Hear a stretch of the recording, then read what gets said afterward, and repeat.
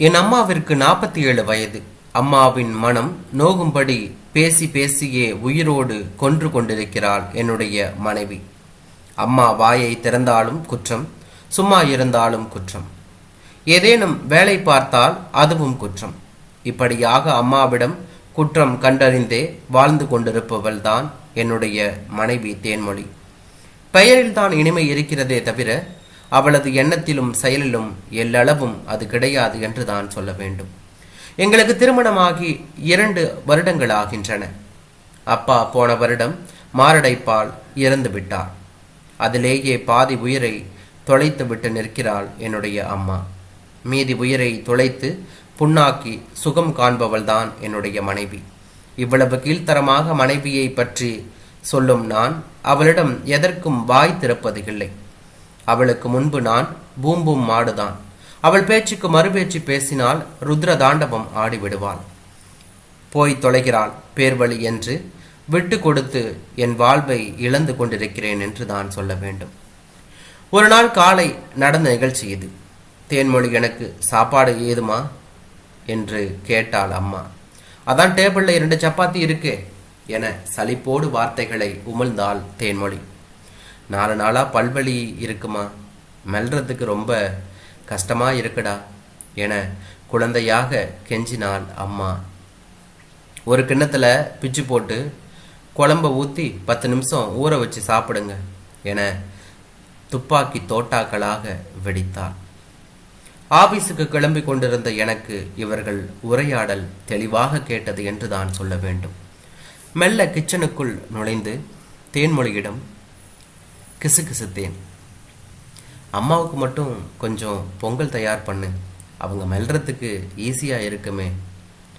உங்கள் வேலை எதவோ அதை மட்டும் பாருங்க. கிச்சன் டிபார்ட்மெண்ட் என்னோடது.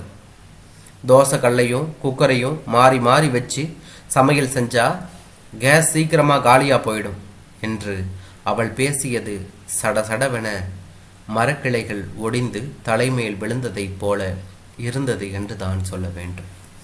அப்பாவை எழுந்து நிற்கும் அம்மாவுக்கு சாமரம் பேசி சேவகம் புரியாவிட்டாலும் பரவாயில்லை. 3 வேளை சாப்பாடாவது மனநிறைவோடு அவளுக்கு கொடுக்க முடியவில்லையே. இதற்கு நானும் ஒரு காரணமாக நிற்பதை எண்ணி மனம் விரும்பியது என்று தான் சொல்ல வேண்டும். மதியம் 1 மணி இருக்கும் போது என் மொபைல் போன் ஒலித்தது. என் அருமை மனைவிதான் பேசினாள். நான் ஆபீஸுக்கு கிளம்பி வந்ததிலிருந்து இப்போது வர அம்மா நடந்த விதத்தை பற்றி நிறைய குறை சொன்னாள் என்று தான் சொல்ல வேண்டும். உங்க அம்மா பல்வலின்னு சொல்லிட்டு முறுக்கு சாப்பிட்டுக்கிட்டு இருந்தாங்க என்று சொன்னாள். நீதான் மற்ற தின்பண்டங்கள் இருக்கிற டப்பாவை நம்ம ரூமுக்குள்ள வச்சிருக்கிறியே என்று எனக்குள் சொல்லி கொண்டேன் என்று தான் சொல்ல வேண்டும்.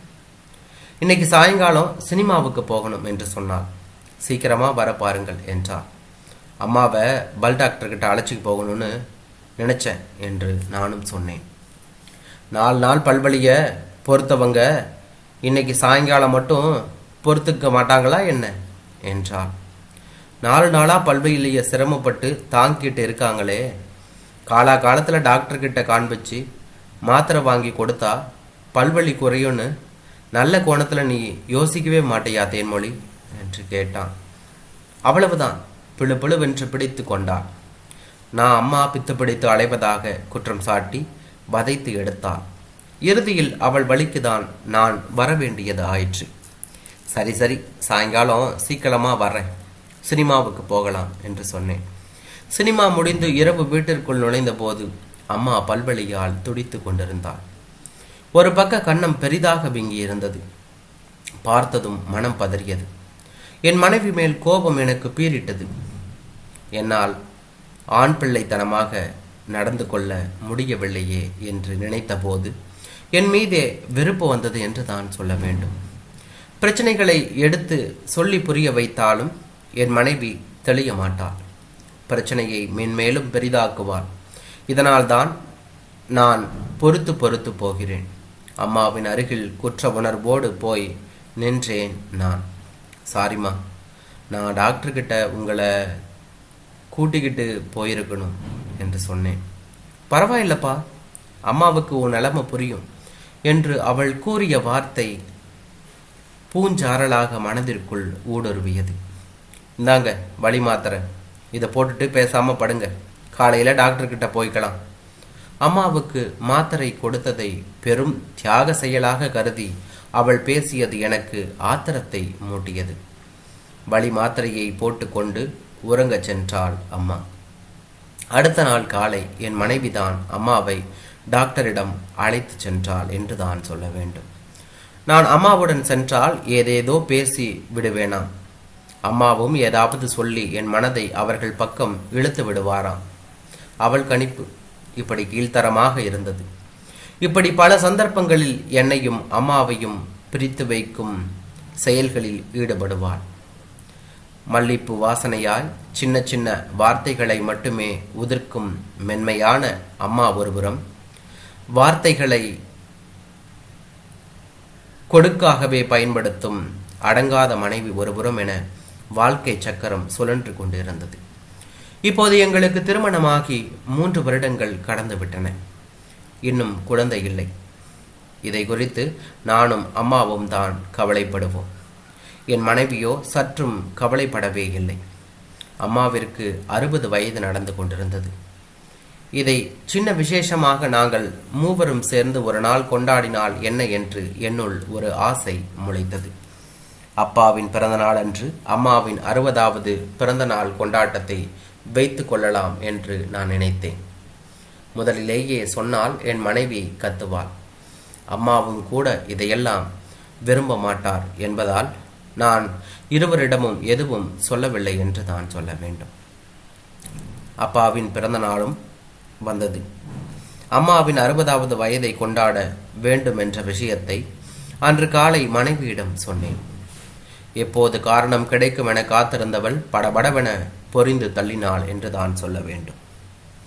இந்த வயசுல உங்களுக்கு பிறந்த நாள் கொண்டாட்டம் தேவையா அத்தை என்று கேட்டாள். நான் எதுக்கும் ஆசைப்படலாமா, என்னை விற்று. இவர் என்னடானா கொஞ்சம் கேசரி பண்ணுன்னு சொல்லிட்டு போறார். ரொம்ப முக்கியம்தான். என் பிறந்த நாளுக்காக அவன் கேசரி பண்ண சொல்லலம்மா. உன் மாமா கேசரினா பிரியப்படுவார். நீ செஞ்சு தந்தினா அவர் படத்து முன்னால வைக்கலாமேன்னு நினச்சிருப்பான் என்று சொன்னார். நீங்கள் மந்திரம் ஓதிட்டு இப்போ கதையை திருப்பாதீங்க. செத்து போனவங்க வந்து சாப்பிட போறாங்களா என்ன என வார்த்தைகளை அள்ளி வீசினாள் அவள். இதோட பேச்ச முடிங்க. யாரும் யாருக்கும் எதுவும் செய்ய வேணாம். உள்ளே போயேன் தேன்மொழி, ப்ளீஸ் கெஞ்சினேன் நான். எனக்கு நிம்மதியே போச்சு என்று முறைப்புடன் சொல்லியவாறு நகர்ந்தாள் அவள். இங்கே நிம்மதியை தொலைத்துவிட்டு தவிப்பது நானும் அம்மாவும் தான். நான் வழக்கம் போல ஆபீஸிற்கு போனேன். ஆனால் எந்த வேளையிலும் மனது லயிக்கவில்லை. காலையில் வீட்டில் நடந்த நிகழ்ச்சியால் அம்மா எத்தனை தூரம் சிதைந்து போயிருப்பாள் என மனம் தவித்தது. மதிய உணவு வேளையின் போது தேன்மொழியிடமிருந்து ஃபோன் கால் வந்தது. அத்தை பாத்ரூமில் வலிக்கு விழுந்துட்டாங்க, ஆஸ்பத்திரிக்கு போய்கிட்டு இருக்கோம், அங்கே வந்துடுங்க என்றவள் இணைப்பை துண்டித்தாள் என்று தான் சொல்ல வேண்டும். அம்மாவின் தலையில் பெரிய கட்டு போடப்பட்டு இருந்தது. சீரியஸான நிலையில் அம்மா இருக்கிறாள் என்பதை ஆஸ்பத்திரி சூழல் உணர்த்தியது. 24 மணி நேரம் கழித்துதான் எதையும் சொல்ல முடியும் என டாக்டர் கூறிவிட்டார்.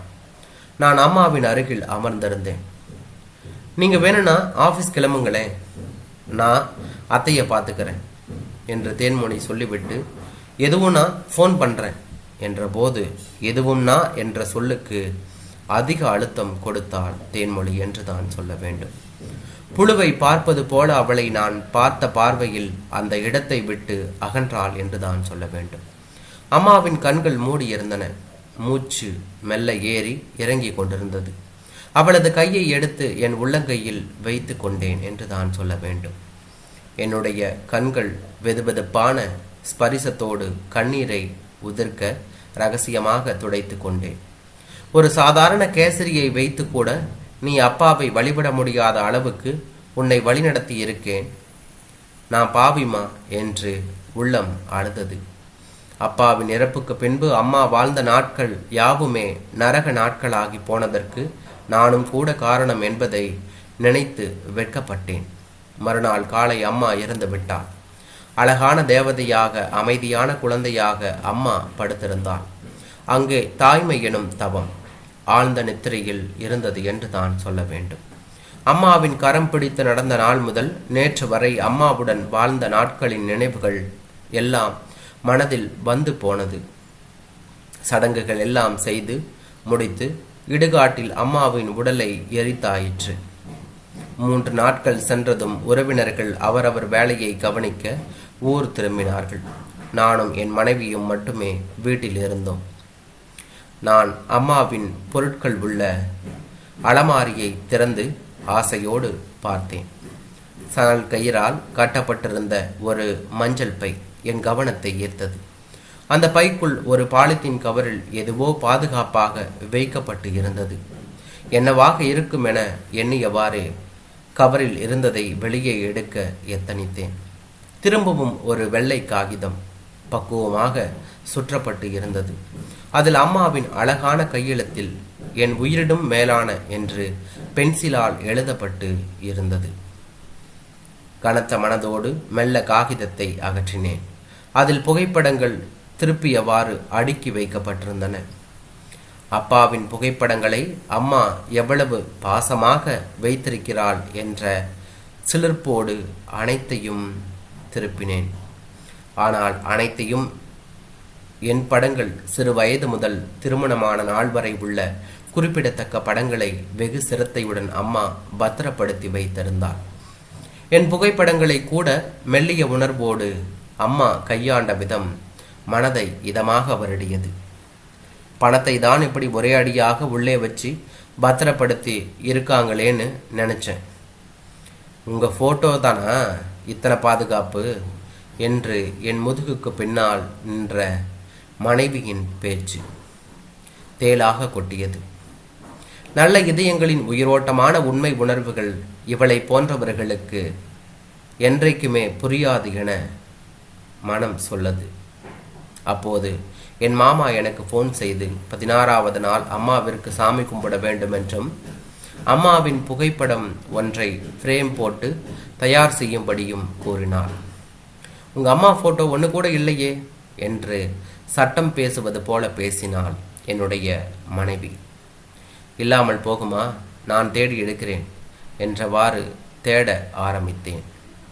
அப்பாவை இழந்த பின்பு தன் ஆசாபாசங்கள் அனைத்தையும் துறந்து தவ வாழ்வு வாழ்ந்த அம்மாவின் புகைப்படத்தை மட்டுமா தேடிக்கொண்டிருக்கிறேன்? இல்லை, கண்ணிருந்தும் குருடனாக என் பாதையை தொலைத்த நாட்களையும் அல்லவா தேடிக்கொண்டிருக்கிறேன் என்றான்.